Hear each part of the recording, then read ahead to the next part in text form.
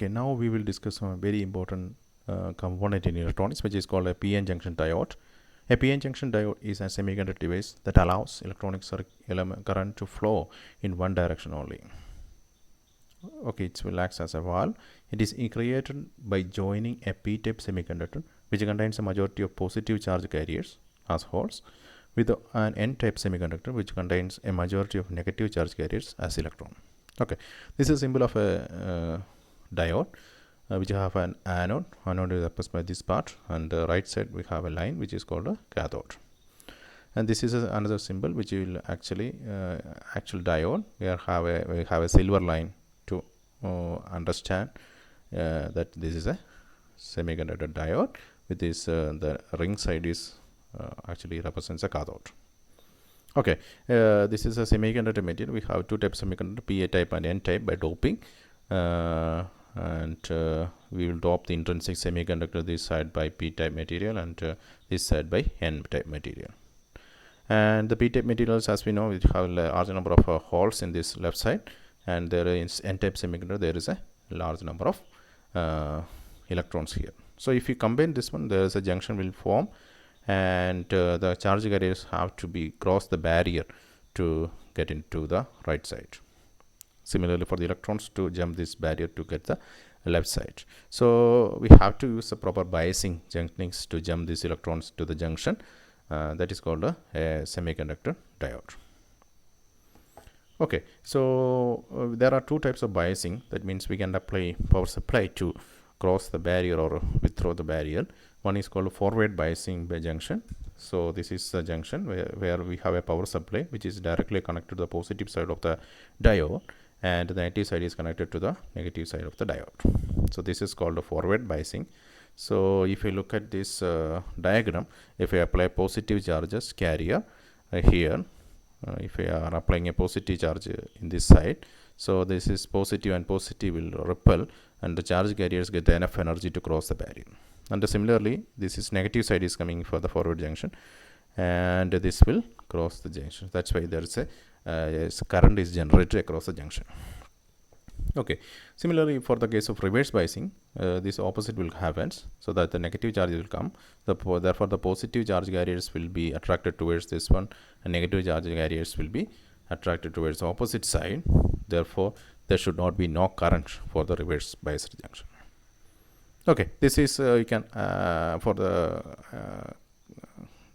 visualize using the switches. Okay, this is for the forward biased junctions, the diode will act as a closed switch. Therefore be a current of ID will passes through the junction. And for the reverse bias junction, this is reverse biasing. Negative power supply is applied. Therefore it will act as an open switch. There should not be any current passing through the junction.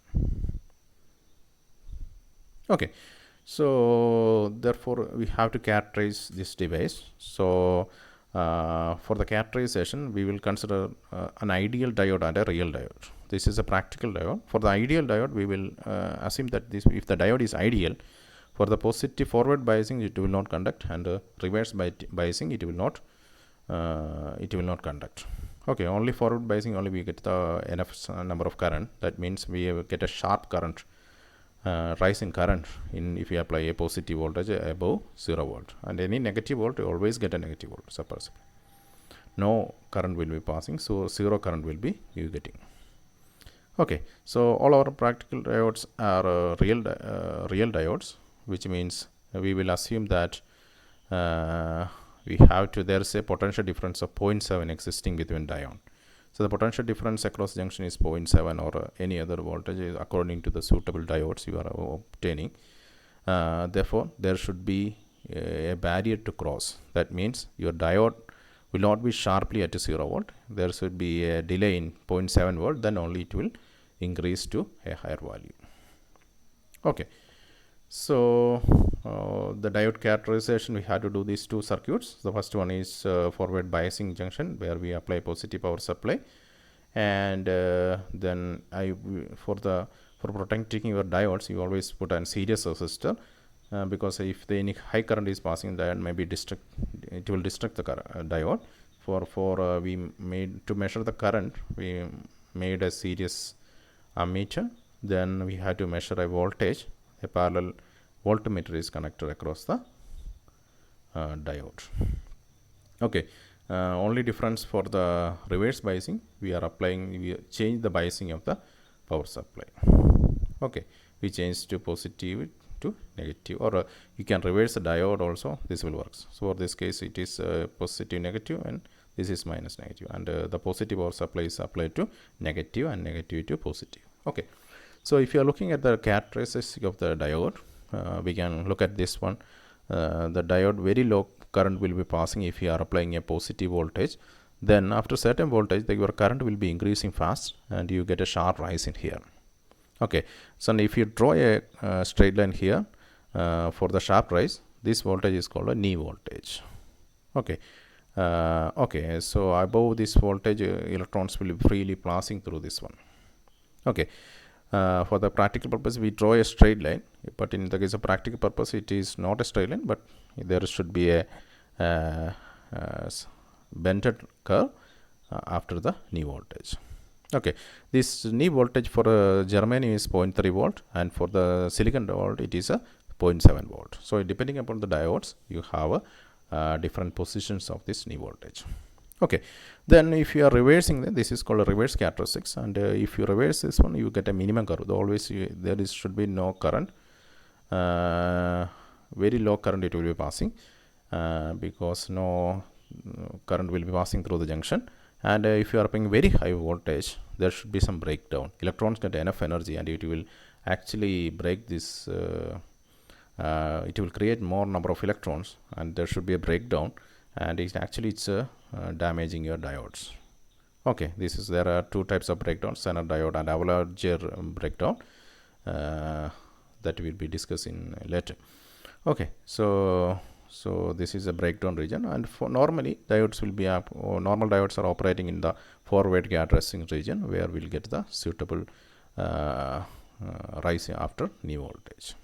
Okay, let's try to implement these characteristics in diode in LTspice. So if we take a new schematics, and we can create the circuit. So we need a power supply, and we also need one diode. Okay, and one resistor. Control R. Then we need also one ground for this to complete the circuit. Okay, then we wire this one. So complete all the circuits.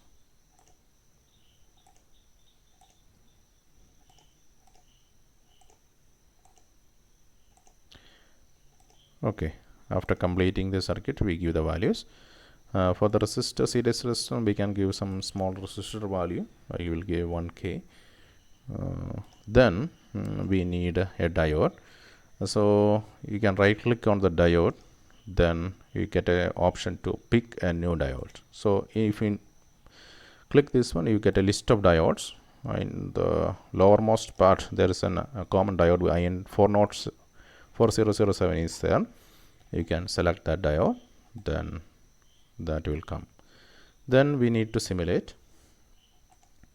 Here actually we need to use a DC sweep. Okay, so we have to increase the voltage regularly. Okay, then if we click this one, there are different options to see multiple sources. Here we need only one source, so we can give the voltage V1 here. So V1 is our voltage source. Then there are different types of sweeps. So linear, octave, decade, etc. We need a linear sweep. Then starting value. So I am giving -2 plus. Then I will give a -10 volt to start the starting value, and the end value is I will give a 5 volt, positive 5 volt. Then I want to increment this one. So -10 and increment up to 10. I can give a suitable step size 0.05. Then we can place it here. So this is the analysis we will do. Okay, then I run the simulation.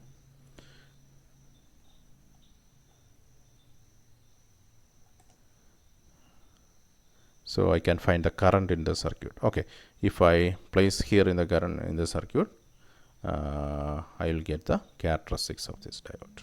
So if I enlarge this one, I can see that there's a sharp rise from here. Maybe it's 0.4 or 0.7. 7. I can get a sharp rise in this case. Okay, that means we get a characteristics. Okay, we can also change the diodes and see what will happen the characterization. So I take another diode. So I will take a Zener diode. So Zener diode of breakdown voltage 75. So Zener particular diodes which are operating in the reverse biasing, these are particular applications. Okay, so if I run the simulations and I see the, so if you can see that the reverse biasing about this is 7.5, there is a sharp decrease happens here. Okay, happening in this diode. This is called as Zener diode characteristics. Normally Zener diode will be working as a reverse characteristics. Okay, we can try another diode, which is maybe we can select an LED. Okay, we can select an LED. Okay, so LED is also a diode which will emit light when we apply a forward biasing across junction. Okay, if I click here, so if I run this button, so I can get a LED which is higher than 1 volt. So above the 1 volt, this will showing an increase in current, which means that the LED will start blinking above this 1.5 volt. Okay, so that's why we have demonstrated we can get the characteristics of a diode using a LTspice.